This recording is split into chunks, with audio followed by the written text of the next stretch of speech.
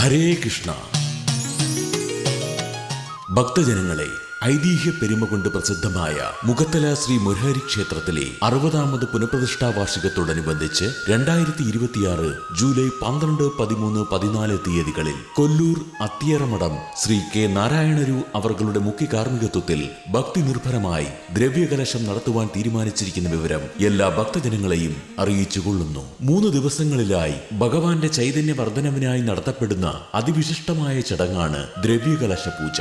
1ാം ദിവസമായ ജൂലൈ 12-ാം തീയതി ഞായറാഴ്ച വൈകുന്നേരം പ്രാസാദ ശുദ്ധി, രാശോഗ്ന ഹോമം, വാസ്തുഹോമം, വാസ്തുകലശപൂജ, വാസ്തുബലി, അസ്ത്രകലശ പൂജ, വാസ്തുകലശാഭിഷേകം, വാസ്തുപുണ്യാഹം, അത്താഴപൂജ, ദ്രവ്യകലശത്തിന്റെ പത്മോലേഖനം. 2ാം ദിവസമായ ജൂലൈ 13 തിങ്കളാഴ്ച ചതുശുദ്ധി, ധാര, പഞ്ചഗവ്യം, പഞ്ചകം, ദ്രവ്യകലശത്തിന്റെ ബ്രഹ്മകലശ പൂജ, പരികലശ പൂജ, ചതുശുദ്ധ്യാദികളുടെ അഭിഷേകത്തോടുകൂടി ഉച്ചപൂജ.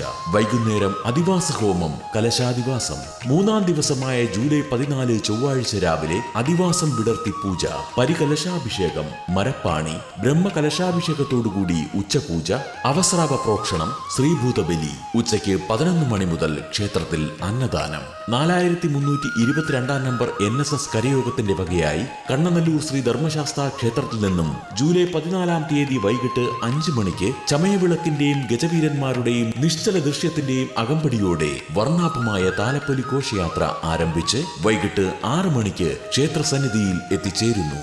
വൈകിട്ട് 6:30 മുതൽ ക്ഷേത്രവും ആചാരവും എന്ന വിഷയത്തെക്കുറിച്ചുള്ള ആധ്യാത്മിക പ്രഭാഷണം നടത്തുന്നത് വൈകുണ്ഠമഠം ശ്രീ ഹർഷൻ നമ്പൂതിരി. 7:30 മുതൽ ഭഗവാന് പുഷ്പാഭിഷേകം. തുടർന്ന് സിത്താനി അവതരിപ്പിക്കുന്ന ഭജൻസ്. 60ാമത് പുനഃപ്രതിഷ്ഠാ വാർഷികത്തിലും 3 ദിവസങ്ങളിലായി നടക്കുന്ന ദ്രവ്യകലശ പൂജകളിലും മറ്റു ക്ഷേത്ര ചടങ്ങുകളിലും പങ്കുകൊള്ളുവാൻ എല്ലാ ഭക്തജനങ്ങളെയും മുഖത്തല മുരാരിയുടെ തിരുസന്നിധിയിലേക്ക് ഉപദേശക സമിതി സ്വാഗതം ചെയ്യുന്നു.